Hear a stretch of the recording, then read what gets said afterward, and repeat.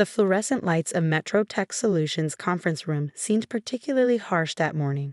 I adjusted my blazer, still a bit loose after my 3-month hospital stay, and tried to focus on my boss Richard Thompson's face as he delivered what he clearly thought was my professional eulogy.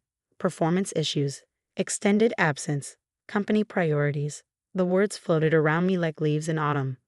But I wasn't really listening. Instead, I was thinking about the irony of it all. How just 6 months ago, I had landed MetroTech its biggest medical technology contract in history, the very contract that had eventually saved my life. My name is Emily Chen, and at 34, I never expected to be both a cutting-edge biomedical engineer and a cancer survivor in the same year. But life has a way of writing stories we never see coming. Are you even listening, Emily? Richard's sharp tone cut through my thoughts. His perfectly pressed suit and manicured nails screamed of the success he'd built on others' work, my work. Yes, Richard, I understand perfectly. My voice was calm, steadier than I expected. You're terminating my position due to my extended medical leave. He smiled, that practiced corporate smile that never reached his eyes. Let's call it a mutual parting of ways. Your condition has clearly impacted your ability to maintain the standard of excellence MetroTech demands. Around the conference table, my colleagues, people I'd worked alongside for 5 years, suddenly found their notebooks fascinating. All except Jessica from marketing, who couldn't quite hide her smirk. She'd been gunning for my project director position since day one. Your medical leave has cost the company significant delays, Richard continued, warming to his theme. The Morgan Hospital contract alone has been proceeding exactly on schedule. I interrupted quietly, as per the weekly reports I submitted from my hospital bed. Richard's jaw tightened. He hated being interrupted. Reports that needed extensive revision and oversight. Jessica has been instrumental in keeping things on track. Ah, there it was. Jessica's smirk widened into a full smile.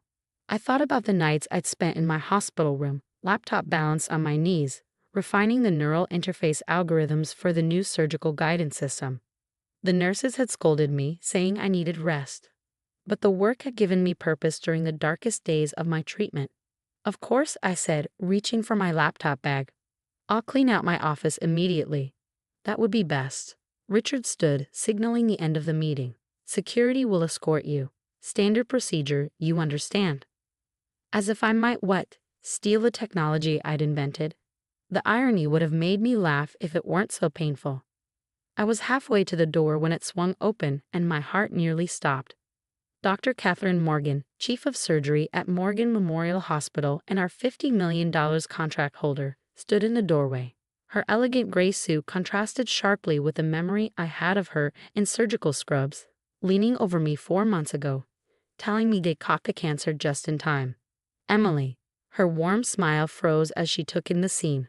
The security guard, my laptop bag, Richard's carefully blank expression. I hoped I'd find you here. I wanted to discuss the neural response modifications you suggested during your last treatment session. They're absolutely brilliant. Richard's head snapped up. Treatment session. Dr. Morgan's eyebrows rose. Yes, Emily didn't tell you.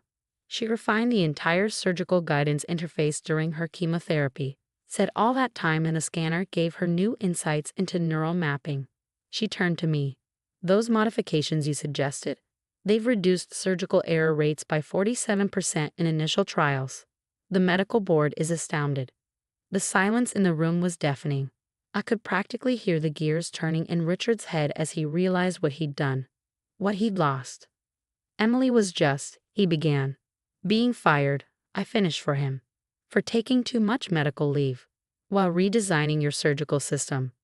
During my cancer treatment, at your hospital, each period felt like a nail in Richard's professional coffin. Dr. Morgan's warm smile turned arctic. Is that so?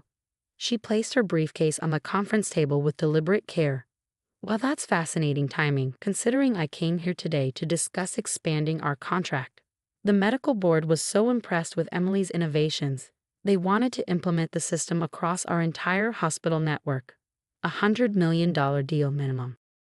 Jessica's smirk had vanished. Richard's face had gone from red to white so fast it was almost impressive. Perhaps we should discuss this in my office, he suggested weakly. Oh, I don't think that will be necessary. Dr. Morgan's voice could have frozen hydrogen.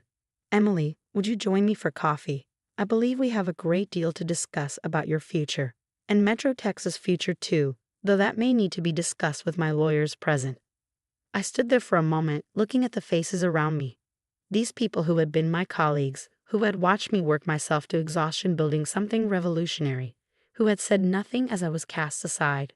I'd love to, I said, shouldering my laptop bag. I know a great place just down the street. As Dr. Morgan and I walked out, I heard Richard's voice, slightly desperate. Emily, wait. But I didn't wait. I didn't look back, because sometimes the best revenge isn't about getting even. It's about moving forward, about taking your brilliance somewhere it will be truly valued. And as Dr. Morgan and I stepped into the elevator, I caught a glimpse of myself in the mirrored walls. I looked different than I had 6 months ago. Thinner, yes, but also stronger somehow. More certain. You know, Dr. Morgan said as the doors closed, I'm not just interested in buying your technology. I'm interested in building something entirely new, something that could change medical technology forever. She paused, studying me. How would you feel about starting your own company? I smiled, thinking about all the ideas I'd sketched out during those long nights in the hospital, ideas that went far beyond what Metro Tech could ever envision. I think, I said carefully, that would be exactly what the doctor ordered. The elevator doors opened to the lobby, and with them, opened the first chapter of my new story. Richard and Metro Tech were already fading into the past, becoming nothing more than a reminder that sometimes our worst moments can lead us to our greatest opportunities. But this was just the beginning. As Dr. Morgan and I walked out into the bright morning sunlight, I knew that the real story, my story, was just beginning to unfold. 6 months after walking out of Metro Tech's glass doors, I sat in a very different conference room. The furniture was secondhand, the walls needed painting, but the energy in the space crackled with possibility. Around the table sat my newly formed team, brilliant minds I'd handpicked, people chosen not just for their expertise, but for their integrity. The initial trials at Morgan Memorial are exceeding all expectations. Dr. Sarah Wong, my head of clinical research, reported. Her eyes sparkled with excitement as she pulled up the latest data. The enhanced neural mapping system is showing a 63% improvement in surgical precision. We're revolutionizing microsurgery. I smiled, remembering how Richard had once called these same innovations unrealistic and too ambitious. Now, Neurovision Medical Technologies, my company, was making them reality. But success never comes without resistance. My phone buzzed with an incoming email, and my smile faded as I read it. Metro Tech's lawyers? Asked Michael Torres, our legal counsel. He'd been handling the increasing stream of threats and challenges from my former employer. I nodded. They're claiming ownership of the neural interface patents, saying they were developed while I was their employee. But that's not, Sarah began, indignant. True? I finished. No, it's not. Every innovation in our current system was developed during my medical leave, after they'd already begun the termination process. And more importantly, I pulled out a thick folder I kept secure since my hospital days. I documented everything, every idea, every line of code, time-stamped and witnessed by the hospital staff. Michael grinned. They have no idea what they're walking into, do they? Before I could answer, my assistant rushed in. Emily, you need to see this. She handed me her tablet, open to a tech industry news site. The headline made my blood boil. Metro Tech announces revolutionary neural surgery system. Below was a photo of Richard and Jessica at a press conference, standing proudly before a system that looked suspiciously like an early prototype of mine, the one I'd left behind. They're trying to beat us to market, Sarah said, reading over my shoulder, with an inferior copy of your work. I should have been angry. Instead, I felt an odd sense of calm. They're desperate, I said. They know we're close to FDA approval. They're trying to undermine us before we can launch. What do we do? Asked James Chen, our head of development. He'd left a cushy job at a major tech firm to join my startup, believing in my vision. I stood up, walking to the whiteboard where we'd mapped out our development timeline. We don't change a thing. We stay focused on building something better. I turned to face my team. They're fighting the last war. We're creating the future. The next few weeks were intense. While MetroTech made splashy announcements about their innovative system, we quietly continued our work. Dr. Morgan's hospital network provided invaluable real-world testing opportunities, and each success strengthened our position. Then came the day that changed everything. I was in the lab, fine-tuning the neural response algorithms, when Dr. Morgan called. Her voice was urgent. "Emily, how quickly can you get to the hospital? We have an emergency case, a young girl with a brain tumor. The conventional surgical approach is too risky." I glanced at the prototype we'd been testing. The system isn't fully certified yet. The FDA has granted emergency approval for this case. The family's desperate. They've heard about our trial results. 2 hours later, I stood in Morgan Memorial's advanced surgical suite, watching as Dr. Morgan used our system to navigate through the delicate tissues of 8-year-old Sophie Martinez's brain. The neural interface provided unprecedented precision, showing pathways and dangers invisible to the naked eye. The surgery lasted 9 hours. When Dr. Morgan finally emerged, her smile told us everything we needed to know. "Complete success," she announced to the waiting family. "The tumor is gone, with minimal impact to surrounding tissue." As the parents wept with joy, I felt a hand on my shoulder. It was Dr. Morgan. "This," she said quietly, "is why we do what we do." The success story spread rapidly through the medical community. While MetroTech was holding press conferences, we were saving lives. Other hospitals began reaching out, asking to be part of our trials. Then came the morning of MetroTech's big product launch. I was surprised to receive an invitation. Clearly a power play on Richard's part, a chance to show off his victory. I decided to attend.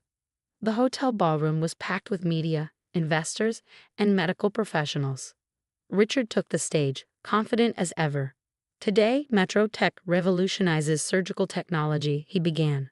I sat quietly in the back, watching as he demonstrated their system. It was exactly what I feared, a rushed, superficial copy of my early work. As he walked through the features, I could see the flaws, the corners cut, the safety issues they hadn't even recognized. During the Q&A, a hand raised in the middle of the room. "Dr. Thompson, could you address the safety concerns raised by the Medical Technology Review Board?" Richard frowned. "What concerns?" Dr. Catherine Morgan stood up, commanding the room's attention. "The board's analysis found critical flaws in your neural mapping system. The same flaws, interestingly, that Emily Chen identified and solved months ago, after you fired her." The room erupted in murmurs. Richard's face reddened. "Those claims are unsubstantiated." "Actually," another voice called out, Dr. Wong, standing by the door, "they're extensively documented. We've submitted comprehensive safety studies to the FDA comparing your system's approach with our corrected methodology." "Your system?" Richard sputtered. That was my cue. I stood up. "Yes, Neurovision's system. The one that just saved Sophie Martinez's life last week. The one that's already been approved for expanded trials across 6 major hospital networks." The room's attention shifted to me. Foams came out as reporters recognized the story unfolding before them. "Would you care to explain the differences between the systems?" asked a journalist in the front row. I walked to the stage, each step measured and confident. Richard had no choice but to step aside. For the next 20 minutes, I walked through the technical details, the safety innovations, the real-world results. I didn't deeply attack MetroTech's system, its flaws were self-evident in comparison. In conclusion, I said, medical technology isn't about being first to market. It's about being best for patients. Every innovation in our system comes from real experience, including insights gained during my own battle with cancer, a battle that MetroTech considered too inconvenient to accommodate. The silence in the room was deafening. Then, from the back, someone began to applaud. The sound spread until it filled the ballroom. I looked at Richard, standing forgotten at the side of the stage. He wouldn't meet my eyes. In the weeks that followed, MetroTech's stock took a significant hit. They withdrew their system for further development. Jessica resigned. Richard was quietly moved to a less visible position. But I barely noticed. I was too busy building something that mattered. 1 year to the day after my firing, I stood in our new headquarters, a renovated research facility with state-of-the-art labs and a view of the city. Dr. Morgan had become our board chair, helping guide our expansion into new areas of medical technology. Our team had grown to over 100 people, each chosen for their brilliance and their heart. On my desk sat a frame containing my original termination notice from MetroTech, next to a recent headline: Neurovision Technologies Revolutionizes Surgical Care. CEO Emily Chen named Medical Innovator of the Year. But my favorite moment came later that week, during a routine surgery using our system. As I watched from the observation room, a young resident turned to me and asked, "How did you even think of this approach?" I smiled, remembering those long nights in the hospital when what seemed like the end of my career had actually been the beginning of something far greater. Sometimes, I told her, the best innovations come when you're forced to see things from a completely new perspective. And as I watched our technology help guide another successful surgery, I realized that the greatest revenge against those who try to diminish you isn't proving them wrong. It's soaring so far beyond their limited vision that they become nothing more than a tiny footnote in your story of success. The lawsuit from MetroTech was eventually dropped. They couldn't fight against the overwhelming evidence and public opinion. Richard, I heard, started a consulting firm, though he carefully avoids any mention of his time overseeing medical technology development. As for me, I recently approved our company's new policy: unlimited medical leave for any employee battling serious illness, with guaranteed job protection and flexible work arrangements. Because sometimes the worst moments in our lives lead us to our greatest accomplishments if we're just given the chance to prove it. Dr. Morgan still teases me about that day she walked into my trial. Best timing of my career, she says. I disagree. The timing wasn't lucky, it was inevitable. Because sooner or later, truth and talent will always rise to the surface. The trick is to keep believing in yourself long enough to see it happen. Last week, I received an invitation to speak at a major medical technology conference. The topic?